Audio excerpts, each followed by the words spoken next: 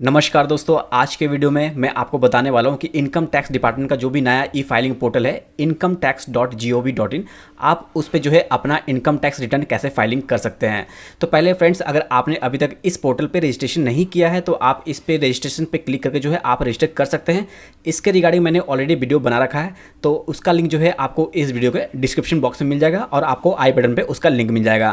Friends, मैंने already register कर रखा है, तो इसलिए जो है मैं डायरेक्टली लॉगिन पे क्लिक करके मैं अपने प्रोफाइल में लॉगिन कर लेता हूँ। वीडियो स्टार्ट करने से पहले मैं आपको बता दूं कि आप अपना जब रिटर्न फाइलिंग करने जाएंगे तो आपको हो सकता है बहुत सारे इसमें प्रॉब्लम आ सकते हैं, क्योंकि ये जो वेबसाइट है अभी नया वेबसाइट है, इसमें बहुत सारे जो है अभी इंप्लीमेंट करना बाकी है और ये वेबसाइट जो है काफ़ी ज़्यादा स्लो चलता है। तो इसलिए अगर आप अपना ITR अगर इस वेबसाइट के थ्रू अगर फाइल कर रहे हैं तो थोड़ा पेशेंस आपको रखना पड़ेगा, तभी आपका ITR फाइलिंग हो सकेगा इस वेबसाइट पे। तो चलिए मैं यहाँ से लॉगिन कर लेता हूँ अपना यूज़र ID यहाँ मेंशन करके। जैसे ही आप कंटिन्यू के बटन पे क्लिक करेंगे, आप देख रहे हैं मैंने अपने प्रोफाइल में मैंने एंटर कर लिया है। तो फ्रेंड्स, अगर आपने अभी तक अपना प्रोफाइल अपडेट नहीं किया होगा तो आप अपने प्रोफाइल को अपडेट कर ले। आप देख रहे हैं यहाँ पे प्रोफाइल स्टेटस जो है 75% कंप्लीट लिखा हुआ है। तो उसके बाद जो है अगर आपको अपडेट करना है तो आप अपडेट कर सकते हैं यहाँ पे क्लिक करके। अगर आपको अपडेट नहीं करना है तो आप डायरेक्टली स्किप कर सकते हैं। यहाँ से स्किप करने से पहले मैं आपको बता दूं कि अगर आप अपना इनकम टैक्स रिटर्न फाइलिंग करने जा रहे हैं तो आप अपना बैंक अकाउंट नंबर जो है आप इसमें पहले जरूर ऐड कर लें, तभी जाके जो है आपका इनकम टैक्स रिटर्न फाइलिंग हो सकेगा। तो चलिए हम लोग अपना ITR फाइलिंग करते हैं। ITR फाइलिंग करने के लिए आप देख रहे हैं यहाँ पे ई फाइल है, आपको यहाँ जाना पड़ेगा, फिर इनकम टैक्स है यहाँ पे जाना पड़ेगा और यहाँ देख रहे हैं फाइल इनकम टैक्स रिटर्न है, आपको इस पर क्लिक करना पड़ेगा। जैसे ये क्लिक कीजिएगा आपके पास में कुछ इस प्रकार से पेज आ जाएगा। तो आप देख रहे हैं यहाँ पे सेलेक्ट असेसमेंट ईयर है, तो यहाँ से जो है आपको करंट असेसमेंट ईयर सेलेक्ट करना पड़ेगा। अभी 21-22 का जो है असेसमेंट ईयर चल रहा है, तो आपको इसको सेलेक्ट करना पड़ेगा। देन उसके बाद जो है आपको स्क्रॉल डाउन कर नीचे आ जाना है, यहाँ पे कंटिन्यू पे क्लिक करना है। जैसे ही कंटिन्यू पे क्लिक कीजिएगा, आप देख रहे हैं यहाँ पे आपको दो ऑप्शन आए हुए हैं, पहला ऑनलाइन का और दूसरा जो है ऑफलाइन का। आप दोनों में से किसी से भी जो है आप फाइलिंग कर सकते हैं। मैंने दोनों ऑप्शन के थ्रू फाइलिंग करके चेक कर लिया है, दोनों ऑप्शन जो है वेल एंड गुड है। तो आप देख रहे हैं यहाँ पे रिकमेंडेशन जो है यहाँ पे ऑनलाइन को किया गया है, तो मैं यहाँ पे इसको सेलेक्ट करूँगा, फिर प्रोसीड के बटन पर क्लिक करूँगा। जैसे ही आप क्लिक करेंगे उसके बाद जो है आप देख रहे हैं यहाँ पे स्टार्ट न्यू फाइलिंग है, तो आपको इस पर क्लिक करना पड़ेगा। जैसे ही क्लिक कीजिएगा यहाँ पे देख रहे 3 ऑप्शन आए हुए हैं, पहला इंडिविजुअल का है, दूसरा HUF है और तीसरा जो है अदर है। तो अगर आप इंडिविजुअल पर्सन होंगे तो आप यहाँ पे इंडिविजुअल सेलेक्ट करेंगे, अगर आपका कोई HUF फॉर्म होगा तो आप HUF को यहाँ पे सेलेक्ट करेंगे और उसके अलावा अगर आपका कोई दूसरा फॉर्म होगा तो यहाँ पे अदर पे क्लिक करेंगे। तो हम लोग यहाँ पे इंडिविजुअल को सेलेक्ट करेंगे, देन उसके बाद कंटिन्यू पे क्लिक करेंगे। जैसे ही क्लिक करेंगे यहाँ पे जो है आपको अपना ITR फॉर्म सेलेक्ट करने के लिए आ जाएगा। तो अगर आपको नहीं पता है कि आपको कौन सा ITR फॉर्म आपको फिल करना है, तो यहाँ पे देख रहे हैं हेल्प है, तो आप प्रोसीड के बटन पे क्लिक करके जो है आप हेल्प ले सकते हैं। तो मुझे पता है कि यहाँ से हम लोग को ITR 1 फाइल करना है, तो इसलिए मैं यहाँ पे ITR 1 जो है यहाँ पे सेलेक्ट करूँगा। देन उसके बाद आप देख रहे हैं यहाँ पे क्या लिखा हुआ है, for individual being a resident having total income up to 50 lakhs having income from salary, one house property, other source, interest, ETC and agriculture income up to 5,000 rupees. यहाँ पे यही बोला गया है कि अगर आप इंडिविजुअल है, अगर आपका इनकम जो है 50 लाख तक है, वो जो आपका इनकम हो रहा है वो सैलरी से भी हो सकता है, और अगर आपको रेंट से इनकम हो रहा है तो उस केस में भी जो है आप ITR 1 ही फाइल करेंगे। और अगर आपका कोई भी सेविंग अकाउंट है, अगर उसमें आपका इंटरेस्ट के थ्रू अगर आपका इनकम हो रहा है तो उस केस में भी जो है आप ITR फाइलिंग करेंगे। देन उसके बाद आप देख रहे हैं यहाँ पे एग्रीकल्चर इनकम अप टू 5,000 है, अगर आपको एग्रीकल्चर से 5,000 तक अगर आपको यहाँ पे इनकम हो रहा है तो उस केस में भी जो है आप ITR 1 ही फाइल करेंगे। उसके बाद जो है आपको प्रोसीड विद ITR 1 पे क्लिक करना है। जैसे ही आप क्लिक कीजिएगा आप देख रहे हैं यहाँ पे इस प्रकार से पेज आ जाएगा। आप देख रहे हैं अगर आपको अपना ITR फाइलिंग करना है तो उससे पहले जो है आपको कौन कौन सी डॉक्यूमेंट के यहाँ पे रिक्वायरमेंट रहेगी यहाँ पे लिखा गया है। तो यहाँ व्यू मोड पे क्लिक करके आप देख सकते हैं, पहला जो है यहाँ पे फॉर्म 16 है। ये फॉर्म 16 जो है अगर आप सैलरी एम्प्लॉय होंगे तो ये आपको एम्प्लॉयर की तरफ से आपको फॉर्म 16 दिया जाता है। उसके बाद जो देख रहे हैं यहाँ पे फॉर्म 16A है, यानी कि फॉर्म 16 का पार्ट होता है पार्ट A पार्ट B, तो उसका भी जो है आपका पार्ट A होना चाहिए आपके पास में। देन उसके बाद आप देख रहे हैं यहाँ पे फॉर्म 26AS है, इसमें जो है आपका कोई भी TDS या कोई भी TCS अगर आपका डिडक्शन हुआ है तो उसको जो है आप फॉर्म 26AS में आप देख सकते हैं। तो आप फॉर्म 26AS आप कैसे डाउनलोड करेंगे इसके रिगार्डिंग मैंने ऑलरेडी वीडियो बना रखा है। अगर आपको नहीं पता तो मैं उस वीडियो को लिंक जो है आपको आई बटन पर दे दूंगा और इस वीडियो के डिस्क्रिप्शन बॉक्स में आपको दे दूंगा। देन उसके बाद आप देख रहे हैं यहाँ पे बैंक स्टेटमेंट, यानी कि आपको 20-21 फाइनेंशियल ईयर का जो है आपको बैंक स्टेटमेंट आपको जरूरत पड़ेगा अगर आप इसका फाइलिंग करने जा रहे हैं तो। देन उसके बाद आप देख रहे हैं यहाँ हाउसिंग लोन इंटरेस्ट सर्टिफिकेट है, यानी कि आप अपने घर को बनाने के लिए या घर को परचेस करने के लिए अगर आपने हाउसिंग लोन लिया है तो आपको पता है कि उसके इंटरेस्ट पे जो है आपको रिबेट मिलता है, तो आपको जो है बैंक से जो है इंटरेस्ट सर्टिफिकेट आपको निकालना पड़ेगा, देन जाके जो है आप उसका रिबेट यहाँ से ले सकेंगे। देन उसके बाद आप देख रहे हैं यहाँ पे रिसिप्ट फॉर डोनेशन मेड। अगर आपने किसी एनजीओ या किसी कम्युनिटी को अगर आपने डोनेट किया है, उसके बिहाफ में जो है आपको एनजीओ या कोई भी कम्युनिटी जो है आपको ATG सर्टिफिकेट जो है आपको इशू करती है, तो वो सर्टिफिकेट यहाँ पे रहना जरूरी है। देन उसके बाद आप देख रहे हैं यहाँ पे रेंटल एग्रीमेंट या रेंट रिसिप्ट। अगर आप कहीं पे जॉब कर रहे हैं तो वहाँ पे जो है आपके एम्प्लॉयर जो है वो आपको HRA आपको प्रोवाइड करते हैं, यानी कि हाउस रेंटल अलाउंस आपको प्रोवाइड कर रहे हैं। तो उस केस में जो है आपको रेंटल एग्रीमेंट या रेंट रिसिप्ट जो है आपके पास में होना चाहिए, क्योंकि वो डिडक्शन हेड जो है वो ATGG के अंदर में जो है आपको फिल करना पड़ेगा। देन उसके बाद आप देख रहे हैं सबसे लास्ट का एक इन्वेस्टमेंट प्रीमियम पेमेंट रिसिप्ट लिखा हुआ है, यानी कि अगर आपने अपना खुद का लाइफ इंश्योरेंस या हेल्थ इंश्योरेंस या कोई भी आप इन्वेस्टमेंट LIC या यूलिप फंड में अगर आप करते हैं तो उसका भी जो है आपको प्रीमियम का सर्टिफिकेट आपको लाना पड़ेगा, क्योंकि आपको पता है कि ATC और ATD में जो है आपको 1.5 लाख तक जो है आपको रिबेट दिया जाता है। तो आपको अपने प्रीमियम का सर्टिफिकेट जो है आपको लेना पड़ेगा। अगर आप अपना ITR फाइलिंग करने जा रहे हैं तो उससे पहले ये सारे डॉक्यूमेंट जो है आप जो है अरेंज कर ले, तो उसके बाद जो है आप अपना ITR फाइलिंग करें। तो फ्रेंड्स मैंने यहाँ फॉर्म 16 जो है मैंने अपने एम्प्लॉयर से मंगा लिया है। आप देख रहे हैं फॉर्म 16 है, तो यहाँ पे जितना भी मेरा सैलरी क्रेडिट होता था ये सारा चीज़ यहाँ पे मेंशन किया गया है। तो चलिए मैं फॉर्म 16 के थ्रू जो है मैं यहाँ पे इनकम टैक्स रिटर्न फाइलिंग कर लेता हूँ। तो फाइलिंग करने के लिए जो है अब यहाँ पे लेट गेट स्टार्टेड पे आपको क्लिक करना पड़ेगा। जैसे ही क्लिक करेंगे आपके पास में कुछ इस प्रकार से यहाँ पे पेज आ जाएगा। उसके बाद आप देख रहे हैं यहाँ पे कुछ पूछा गया है कि are you filing the income tax return for any of the following reason, यानी कि आप अपना इनकम टैक्स जो रिटर्न है ये नीचे जो दिए गए रीजन के लिए आप फाइल कर रहे हैं। तो आप यहाँ पढ़ेंगे क्या आपको यहाँ पे मेंशन किया गया है। Taxable income is more than basic exemption limit, यानी कि आपका जो भी इनकम है वो बेसिक लिमिट से जो है क्रॉस कर चुका है तभी आप इसके लिए फाइल करें, यानी कि आपका 2.5 लाख से क्रॉस कर चुका है तभी आप इसके लिए फाइल करें। अगर कर रहे हैं तो आप यहाँ पर टिक आउट करेंगे। उसके बाद देख रहे हैं आप क्या पूछा गया कि filing return of income due to fulfilling any one और more below mention condition as per 7th provision to section under 190 clause 1, ठीक है ना। तो इसके अंदर जो है क्या आया हुआ है वो देखते हैं। डिपॉजिट अमाउंट और aggregate of amount exceeding 1 crore in 1 और more current account during the previous year, यानी कि आप अपने करेंट अकाउंट में या कोई भी दूसरे अकाउंट में अगर आपने 1 करोड़ से ज़्यादा का डिपॉजिट किया है तो अगर उसके लिए फाइलिंग करें तो आप यहाँ पे टिक आउट करेंगे। और उसके बाद आप यहाँ पे देख रहे हैं कि अगर आप कोई फॉरेन ट्रेवल करने के लिए गए हैं और वहाँ पे जो है आप 2 लाख से ज़्यादा अगर आप एक्सपेंडिचर किए हैं तो उस केस में जो है आप अपना इनकम टैक्स रिटर्न फाइलिंग करने जा रहे हैं तो आपको जो है यहाँ पे क्लिक करके जो है सेलेक्ट करना पड़ेगा। देन उसके बाद आप देख रहे हैं यहाँ पे क्या लिखा हुआ है, इनकर एक्सपेंडिचर ऑफ अमाउंट और aggregate of amount exceeding 1 lakh on consumption of electricity during the previous year, यानी कि आप प्रीवियस ईयर में जो है आप 1 लाख रुपए इलेक्ट्रिसिटी कंजप्शन में अगर आप खर्च कर दिए तो उसके रिगार्डिंग में अगर आप फाइल करें तो आप यहाँ पे टिक आउट करेंगे। अगर आपको लगता है कि ये सारे रीजन में अगर आपका कोई भी रीजन नहीं है इनकम टैक्स रिटर्न फाइलिंग करने का तो आप यहाँ अदर पे सेलेक्ट करेंगे। तो फ्रेंड्स मेरा जो रीजन है ये पहला वाला है तो इसलिए मैं पहला सेलेक्ट किया हूँ। उसके बाद जो है यहाँ पे कंटिन्यू पे क्लिक करूंगा। जैसे आप कंटिन्यू पे क्लिक कीजिएगा यहाँ पे देख रहे क्या लिखा हो, we have prefilled your return based on information available with the income tax department, please confirm that the detail in each section are correct to proceed, यानी कि जो भी आपका ITR फॉर्म रहेगा वो आपका प्रीफिल्ड रहेगा अकॉर्डिंग टू योर इन्फॉर्मेशन। तो यहाँ पे जो है आपको यहाँ पे क्रॉस कर लेना है। देन उसके बाद आपको स्क्रॉल डाउन करना है। आप देख रहे हैं यहाँ पे रिटर्न समरी है। पहला जो है आपको खुद का पर्सनल इन्फॉर्मेशन यहाँ पे फिल करना पड़ेगा। उसके बाद जो है यहाँ पे ग्रॉस टोटल इनकम फिल करना पड़ेगा। उसके बाद जो है यहाँ पे टोटल डिडक्शन है इसको फिल करना पड़ेगा। ऐसे करके जो है आपको इस फॉर्म को पूरा फिल करना पड़ेगा। तो चलिए यहाँ पे 1 बाय 1 करके जो है हम लोग फिल कर लेते हैं। तो पहला जो है हम लोग पर्सनल इन्फॉर्मेशन फिल करेंगे, उसके लिए जो है हम लोग इस पर क्लिक करेंगे। जैसे ही क्लिक करेंगे आप देख रहे हैं यहाँ पे आपका प्रोफाइल आ चुका है। अगर आपको इसको एडिट करना है तो आप देख रहे हैं यहाँ पे एडिट का बटन है, आप यहाँ पे डायरेक्टली क्लिक करके जो है एडिट कर सकते हैं।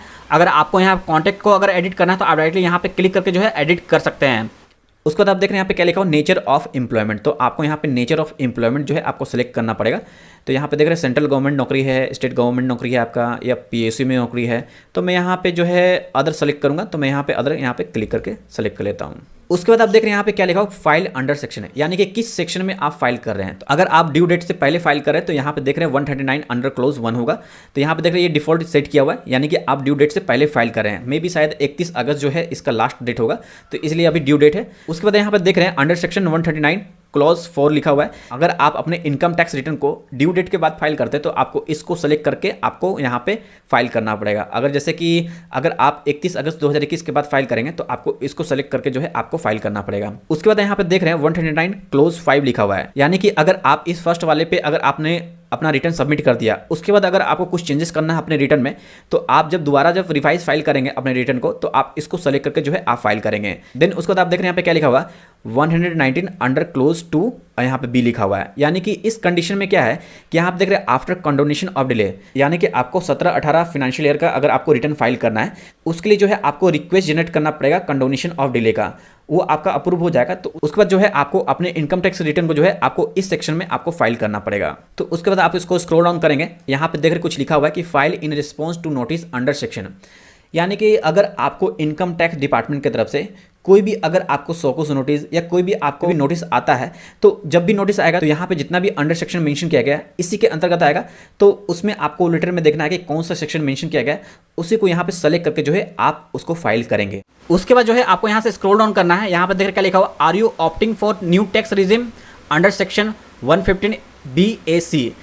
मैं यहाँ पे बता दूं कि अगर आप न्यू टैक्स रिजिम में अगर जाना चाहते हैं तो आप यस करेंगे, अगर नहीं जाना चाहते हैं तो आप नो पे क्लिक करेंगे। मैं यहाँ पे आप लोगों को पर्सनल सजेशन यही करूँगा कि यहाँ पे आप नो सिलेक्शन करें, क्योंकि अगर आप यस करते हैं तो बहुत सारे जो है डिडक्शन आपको नहीं मिलेंगे।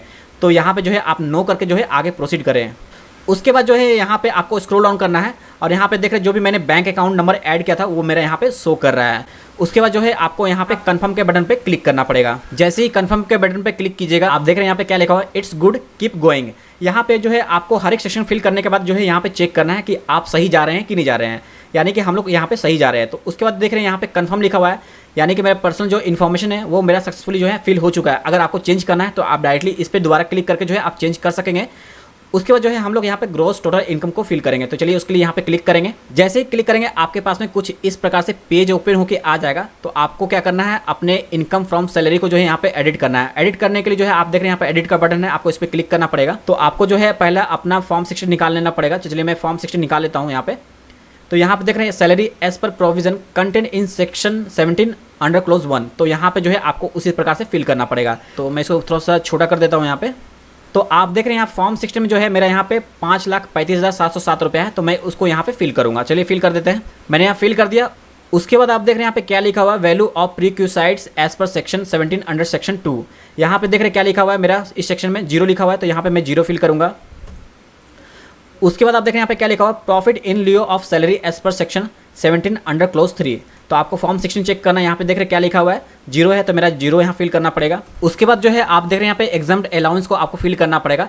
यहाँ नेचर ऑफ एग्जाम्ड अलाउंस है, तो यहाँ पे मेरे को चेक करना पड़ेगा मेरा कोई भी अलाउंस है कि नहीं। तो यहाँ पे देख रहे हैं मेरा सब में 0 लिखा हुआ है, यानी कि मेरा कोई भी इस प्रकार का कोई भी अलाउंस नहीं है। तो इसलिए जो है मैं यहाँ पे 0 फिल करूँगा। अगर आपका कोई भी इनकम जो है रिटायरमेंट के बाद आया है, जैसे कि अगर आपको ग्रेचुटी मिला है या कोई भी आपको पेंशन फंड मिला है, तो उस केस में जो है आप यहाँ पे एग्जाम्ड अलाउंस में जो है आपको सेलेक्ट करना पड़ेगा उस सेक्शन को। जैसे कि मैं यहाँ पे आपको दिखा देता हूँ। आप देख रहे हैं यहाँ पे लिखा हुआ amount received on voluntary retirement और टर्मिनेशन ऑफ सर्विस। तो आपको उस केस में जो है इसको सेलेक्ट करना पड़ेगा। और उसके बाद अगर आपको एम्प्लॉयर की तरफ से अगर आपको HRA आपको प्रोवाइड किया जाता है, तो उस केस में भी जो है आप यहाँ पे एग्जाम्ड अलाउंस आप फिल कर सकते हैं। यहाँ पे जो है आपको ये सेलेक्ट करना पड़ेगा, allowance to meet expenditure incurred on house rent. ठीक है।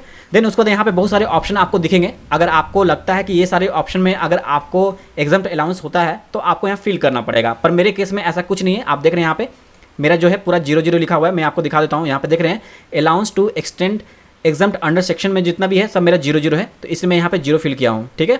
उसके बाद जो है आपको स्क्रॉल डाउन करना है। मैं इसको थोड़ा बड़ा कर देता हूँ। देन उसके बाद आप देख रहे हैं यहाँ पे नेट सैलरी जो है मेरा यहाँ पे 5,35,707 रुपये यहाँ पे लिखा हुआ है। तो उसके बाद जो है यहाँ पे आपका चौथे नंबर पे यहाँ पे दिख रहा है डिडक्शन अंडर सेक्शन 16। यहाँ पे जो है मैक्सिमम 50,000 है, इसलिए यहाँ पे जो है 50,000 जो है डिडक्शन के हेड पे आया हुआ है। ये जो डिडक्शन है आपको मैं बता दूं कि ये क्या होता है। अगर आपका इनकम सैलरी से हो रहा है और उसमें जो है आपको टैक्स का पेमेंट करना पड़ रहा है, तो उसमें जो है आपका डिडक्शन अंडर सेक्शन 16 में जो है आपका 40,000 पहले होता था, पर अभी जो है मिनिस्ट्री ऑफ फाइनेंस की तरफ से इसको जो है 50,000 कर दिया गया है। इसलिए जो है यहाँ पे 50,000 जो है यहाँ पे ऑटोमेटिक यहाँ पे डिडक्शन के हेड पे ले लिया गया है। उसके बाद जो है आपको यहाँ स्क्रॉल डाउन करना है। आप देख रहे हैं यहाँ पे क्या लिखा हुआ है, income chargeable under the head salary, यानी कि मुझे जो अभी टैक्स का पेमेंट करना पड़ेगा इतना पे करना पड़ेगा। तो उससे पहले मैं आपको बता दूं कि यहाँ पे आपको चेक करना पड़ेगा कि अगर आपको कोई भी प्रोफेशनल टैक्स कटता होगा तो वो लोग जो है अपने सैलरी स्लिप को देख के जो है प्रोफेशनल टैक्स को यहाँ फिल कर लेंगे। देन उसके बाद जो है सेव के बटन पे क्लिक करेंगे। जैसे ही सेव के बटन पे क्लिक करेंगे, ये आपका जो डिटेल है ये सेव हो चुका है। आप देख रहे हैं यहाँ पे अगर आपका कोई भी इनकम अगर रेंट के थ्रू हो रहा है तो आप उसको जो है यहाँ पे ऐड करेंगे। जैसे कि आप अपने घर को रेंट पे लगाए हैं तो आपको रेंट से इनकम होगा, तो उस केस में जो है आपको यहाँ पे डिटेल को अपना ऐड करना पड़ेगा। देन उसके बाद अगर आपको लगता है कि आपके सेविंग अकाउंट से आपको कुछ इंटरेस्ट के थ्रू जो है आपको इनकम हो रहा है, तो उस केस में जो है आपको यहाँ पे इनकम फ्रॉम अदर सोर्स में जो है आपको क्लिक करके उसको ऐड करना पड़ेगा। अगर आपका ऐसा कुछ भी नहीं है तो आप इसको जो है ब्लैंक छोड़ेंगे। देन उसके बाद जो है आप स्क्रॉल डाउन करेंगे। उसके बाद जो है आपको कन्फर्म के बटन पर क्लिक करना पड़ेगा। जैसे ही कन्फर्म के बटन पर क्लिक कीजिएगा, आप स्क्रॉल डाउन करेंगे, आप देख रहे हैं मेरा ये दोनों सेक्शन जो है यहाँ कन्फर्म लिखा हुआ है और यहाँ पे देख रहे क्या लिखा हुआ है, इट्स गुड कीप गोइंग, यानी कि मैंने जो भी फिल किया है ये मेरा सही जा रहा है। तो उसके बाद जो है आपको स्क्रॉल डाउन करना है, देन उसके बाद जो है आपको टोटल डिडक्शन को यहाँ पे फिल करना पड़ेगा। इसको फिल करने के लिए आपको इस पर क्लिक करना पड़ेगा। जैसे ही क्लिक कीजिएगा, आप देख रहे हैं यहाँ पे बहुत सारे क्वेश्चन यहाँ पे आपको दिए गए हैं। फ्रेंड्स, मैं आपको बता दूं कि ये वीडियो मैं जब रिकॉर्ड कर रहा हूँ तो यहाँ पे बहुत हेवी रेनफॉल हो रहा है और थंडरिंग भी ज़्यादा हो रहा है, इसलिए आप लोगों को थोड़ा थंडरिंग का भी आवाज़ आ रहा होगा। तो कोई बात नहीं, हम लोग वीडियो को कंटिन्यू करते हैं। तो आप देख रहे हैं यहाँ पे जो है कुछ क्वेश्चन पूछे गए हैं। Are you eligible to claim any deduction for donation paid? अगर आपको लगता है कि आप अपने इनकम से किसी को डोनेशन दिए हैं तो अगर आपको उसका क्लेम लेना है तो आप यहाँ पे यस करेंगे, पर याद रहे उसके लिए जो है आपके पास में ATG का सर्टिफिकेट होना जरूरी है। अगर आपके पास सर्टिफिकेट नहीं है तो आप उसका क्लेम नहीं ले सकते हैं। तो मुझे ऐसा कोई क्लेम नहीं लेना है, तो इसलिए मैं यहाँ नो पे क्लिक करूँगा। देन उसके बाद आप देख रहे हैं यहाँ पे क्या लिखा हुआ, are you eligible to claim any deduction for donation paid for scientific research और रूरल डेवलपमेंट? अगर आपको लगता है कि इसके अंदर में जो है आपने कोई भी डोनेशन पेड किया है तो अगर आपको उसको क्लेम लेना है तो तभी आप यहाँ पे यस करें, अदरवाइज जो है आप यहाँ नो पे क्लिक करें। देन उसके बाद आप देख रहे हैं यहाँ पे क्या लिखा हुआ है कि are you eligible to claim deduction under section 80GG?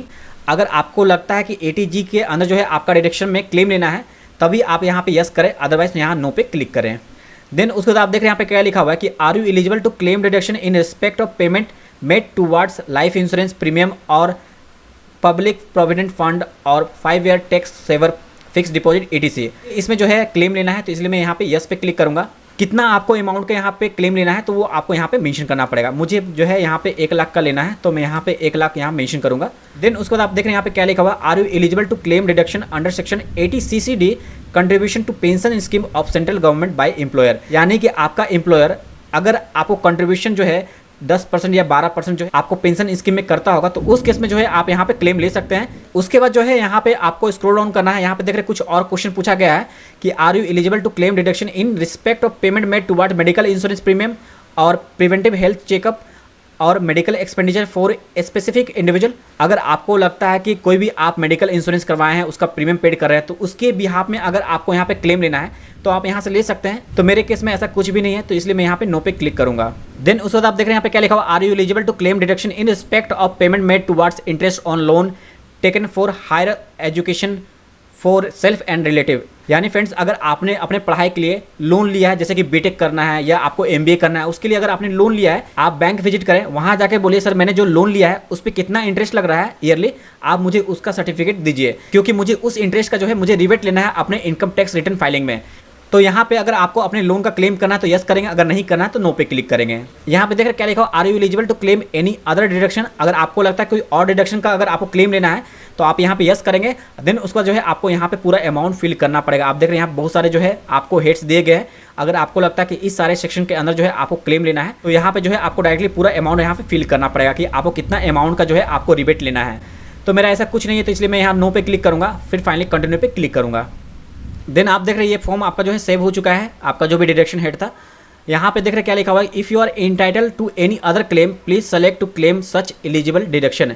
अगर आपको लगता है कि और भी कोई क्लेम का आप हकदार है, आप नीचे पूरा चेक कर ले। अगर आपको लगता है कि यहाँ पे 80D में आपको डिडक्शन का जो है क्लेम मिलना चाहिए, अगर आपका कोई भी हेल्थ इंश्योरेंस का अगर आप प्रीमियम पेड करते हैं तो आप यहाँ पे 80D में जो है उसका जो है आप क्लेम ले सकेंगे। ऐसे बहुत सारे जो है डिडक्शन हेड यहाँ पे दिए गए हैं। अगर आपको पूरा डिडक्शन हेड को चेक करना है तो आप यहाँ शो ऑल डिडक्शन पे क्लिक करेंगे। यहाँ पे और भी बहुत सारे जो है आपको डिडक्शन के हेड मिल जाएंगे। तो मेरे केस में ऐसा और भी कोई डिडक्शन नहीं है। तो मेरा जो टोटल डिडक्शन है आप देख रहे हैं यहाँ पे क्या लिखा हुआ है, 1,22,700 रुपया है। तो मैं डायरेक्टली जो है यहाँ पे कंफर्म के बटन पे क्लिक करूँगा। उसके बाद जो है आपको स्क्रॉल डाउन करना है। आप देख रहे हैं यहाँ पे जो है मेरा तीनों का जो सेक्शन है वो मेरा कंफर्म लिखा हुआ है। यहाँ पे क्या लिखा है, यू आर ऑलमोस्ट देयर, यानी कि मैं फाइनल स्टेज तक पहुँच ही चुका हूँ, ठीक है ना। तो उसके बाद जो है मुझे यहाँ पे देख रहे हैं टैक्स का पेमेंट करना पड़ेगा। तो उसके लिए जो है मैं डायरेक्टली इस पर क्लिक करूँगा। जैसे ही क्लिक करूंगा आप देख रहे हैं कुछ आपके पास में कुछ इस प्रकार से पेज आ जाएगा। तो आप देख रहे हैं यहाँ पे मेरा कोई भी TDS डिडक्शन नहीं हुआ मेरे सैलरी से, तो इसलिए मेरे यहाँ पे 0 लिखा हुआ है। और आप यहाँ पे देख रहे हैं कोई भी मेरा TDS other source of income से नहीं कटा है, इसलिए यहाँ पे 0 शो कर रहा है। देन उसके बाद अगर आपका TDS as per form 16C के अनुसार कटा है तो यहाँ पे जो है आपको टोटल कितना क्लेम आपको मिलेगा वो आपका पूरा शो करेगा यहाँ पे। तो उसके बाद अगर आपका कोई भी TCS कटा होगा तो यहाँ पे शो करेगा। देन उसके बाद आप देख रहे हैं यहाँ पे advance tax and self assessment tax payment लिखा हुआ है। अगर ऐसा कुछ भी होगा तो आपका यहाँ पे शो करेगा। आप देख रहे हैं यहाँ पे क्या लिखा हुआ, टोटल टैक्स पेड जो है यहाँ पे 0 लिखा हुआ है। उसके बाद जो है मुझे कंफर्म के बटन पे क्लिक करना पड़ेगा। जैसे ही कंफर्म के बटन पे क्लिक कीजिएगा आपके पास में कुछ इस प्रकार से आ जाएगा। आप देख रहे हैं यहाँ पे मेरा सारा चीज़ में जो है कंफर्म लिखा हुआ है। देन लास्ट जो है मुझे यहाँ पे फिल करना पड़ेगा टोटल टैक्स लायबिलिटी। उसके लिए जो है मुझे इस पर क्लिक करना पड़ेगा। जैसे ही क्लिक करेंगे आपके पास में जो है इस प्रकार से पेज आ जाएगा। आप देख रहे हैं यहाँ पे जो है मेरा टोटल इनकम जो है यहाँ पे कैलकुलेट किया गया है। यहाँ देख रहे हैं ग्रॉस टोटल इनकम जो है यहाँ पे 4,85,707 रुपये दिखा रहा है। उसमें टोटल डिडक्शन जो है यहाँ पे 1,22,700 है। तो यानी कि टोटल इनकम जो है मेरा 3,63,010 रुपया है। ठीक है, उसके बाद जो है मुझे कितना टैक्स का पेमेंट करना पड़ेगा वो उसका यहाँ पे कैलकुलेट किया गया है। अगर आपको चेक करना है तो आपको यहाँ 100 कैलकुलेशन है, आपको यहाँ पे क्लिक करना पड़ेगा। यहाँ देख रहे हैं क्या लिखा हुआ है आपके, अगर आपका इनकम जो है 5 लाख तक है उसके हिसाब से यहाँ मुझे 5% का टैक्स का पेमेंट करना पड़ेगा। तो उसके बाद जो है मैं इसको हाइड कर देता हूँ यहाँ से। और यहाँ पे देख रहे हैं क्या लिखा हुआ कि रिबेट अंडर सेक्शन 87A, यानी कि अगर आपका इनकम अगर 5 लाख को क्रॉस नहीं करता है तो उस केस में आप 12,500 तक का जो है आप टैक्स का क्लेम कर सकते हैं। तो यहाँ पे देख रहे हैं 12,500 से ये कम है, तो इसलिए जो है ये रिबेट अंडर सेक्शन 87A में जो है ये आपका पूरा जो है नील हो गया। इसलिए फ्रेंड्स मुझे जो टैक्स का पेमेंट करना पड़ेगा वो 0 करना पड़ेगा। तो फाइनली जो है आपको स्क्रॉल डाउन करना है और यहाँ कंफर्म के बटन पे क्लिक कर देना है। जैसे ही आप कंफर्म के बटन पे क्लिक कीजिएगा आपके पास में कुछ इस प्रकार से पेज आ जाएगा। आप देख रहे हैं यहाँ देख रहे क्या लिखा हुआ है, you are done, click proceed, यानी कि मैंने पूरा कंप्लीट कर लिया है। उसके बाद जो है मुझे यहाँ पे प्रोसीड के बटन पे क्लिक करना पड़ेगा। चलिए प्रोसीड के बटन पे क्लिक करते हैं।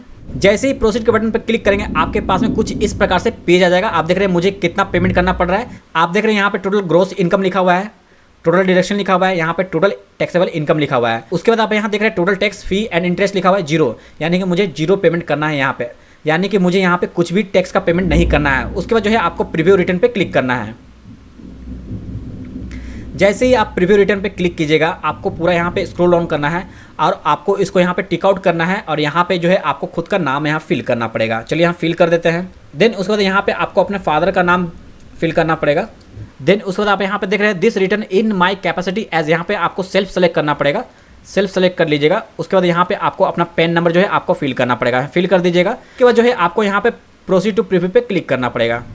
जैसे ही आप प्रोसीड टू प्रीव्यू पे क्लिक कीजिएगा आपको पूरा यहाँ से स्क्रॉल डाउन करना है। आप यहाँ पे देख रहे हैं आपका ITR फॉर्म शो कर रहा है, यानी कि आप ITR 1 फॉर्म आपने फिल किया है। और अगर आपको इसको डाउनलोड करना है तो आप डायरेक्टली यहाँ से डाउनलोड कर सकते हैं। प्रिंट निकालना है तो आप यहाँ से प्रिंट निकाल सकते हैं। आपका जो ITR फॉर्म है ये आपका प्रीव्यू होकर यहाँ पे आ चुका है। अगर आप देखना चाहते हैं तो आप इसको स्क्रॉल डाउन करेंगे। ये देख रहे हैं आपका पूरा जो है ITR फॉर्म प्रिपेयर होकर आ चुका है। तो पूरा आपको नीचे चले जाना है यहाँ से। देन उसके बाद जो है अब आपको इसको वैलिडेट करना पड़ेगा। उसके लिए जो है आपको देख रहे हैं यहाँ पे प्रोसीड टू वैलिडेशन है, इस पर आपको क्लिक करना पड़ेगा। जैसे ही आप प्रोसीड वैलिडेशन पे क्लिक कीजिएगा आपके पास में कुछ इस प्रकार से पेज आ जाएगा, वैलिडेशन सक्सेसफुल, यानी कि फ्रेंड्स आपका जो भी ITR 1 फॉर्म था वो वैलिडेट सक्सेसफुली हो चुका है। उसके बाद जो है आपको प्रोसीड टू वेरिफिकेशन पे क्लिक करना पड़ेगा। चलिए इस पर क्लिक करते हैं। जैसे ही आप प्रोसीड टू वेरिफिकेशन पे क्लिक करेंगे आपके पास में कुछ इस प्रकार से पेज आ जाएगा। आप देख रहे हैं यहाँ पे जो है अब आपको अपना वेरिफिकेशन कंप्लीट करना पड़ेगा। वेरिफिकेशन करने के लिए जो है आपके पास में 3 ऑप्शन आए हुए हैं। पहला जो ऑप्शन है ई वेरीफाई नाउ, अगर आपको अपने आधार OTP के थ्रू अगर इस ITR फॉर्म को अगर वेरीफाई करना है तो आप पहला ऑप्शन सेलेक्ट करेंगे। अगर आपको लगता है कि अभी आपको वेरीफाई नहीं करना है तो आप देख रहे हैं यहाँ पे सेकंड ऑप्शन आप जो है सेलेक्ट करेंगे। देन उसके बाद आप देख रहे हैं यहाँ पे क्या लिखा हुआ है, वेरीफाई वाया ITR 5। अगर आपको इसके थ्रू वेरीफाई करना है तो आप 3rd नंबर का ऑप्शन आप सेलेक्ट करेंगे। फ्रेंड्स मैं इस ITR फॉर्म को जो है मैं बाद में वेरीफाई करूँगा, इसलिए मैं यहाँ पे देख रहे हैं मैं सेकंड नंबर का ऑप्शन सेलेक्ट करूँगा। उसको जो है मैं कंटिन्यू पे क्लिक करूँगा। जब ये पोर्टल इनकम टैक्स डिपार्टमेंट की तरफ से पूरा अपडेट कर दिया जाएगा तब जुलाई के मंथ में मैं इसको वेरीफाई करूंगा अपने ITR फॉर्म को। तो उसको वेरीफाई करने के लिए आपको क्या करना पड़ेगा मैं आपको बताता हूँ। आपको देख रहे हैं यहाँ पे ई फाइल है, आपको ई फाइल पे जाना पड़ेगा, फिर इनकम टैक्स रिटर्न पे जाएंगे, फिर यहाँ पे देख रहे हैं ई वेरीफाई रिटर्न है तो आपको इस पर क्लिक करना पड़ेगा। जैसे ही आप क्लिक कीजिएगा आपको यहाँ पे अपना एक्नॉलेजमेंट नंबर आपको फिल करना पड़ेगा। फिर उसके बाद आप सर्च करेंगे, देन उसके बाद जो है आपको ई वेरीफाई का ऑप्शन आ जाएगा। तो फ्रेंड्स आप इस प्रकार से घर बैठे आप नए पोर्टल पे जो है आप अपने ITR को फाइल कर सकते हैं। अगर आपको अपना इनकम टैक्स रिटर्न फाइलिंग करने में कोई भी प्रॉब्लम आता तो आप मुझे इस वीडियो के कमेंट बॉक्स में आप मुझे कमेंट कर सकते हैं। फ्रेंड्स मैं आपको फिर से एक बात बताना चाहता हूँ कि अभी जो नया पोर्टल इनकम टैक्स डिपार्टमेंट की तरफ से जो भी लॉन्च किया गया है incometax.gov.in, इसमें बहुत सारे एरर आ रहे हैं। तो मेरा पर्सनल ओपिनियन आप लोगों से यही रहेगा कि आप जुलाई के मंथ में असेसमेंट ईयर 21-22 का आप रिटर्न फाइलिंग करें। बस आज के लिए इतना ही इस वीडियो में। धन्यवाद। जय हिंद।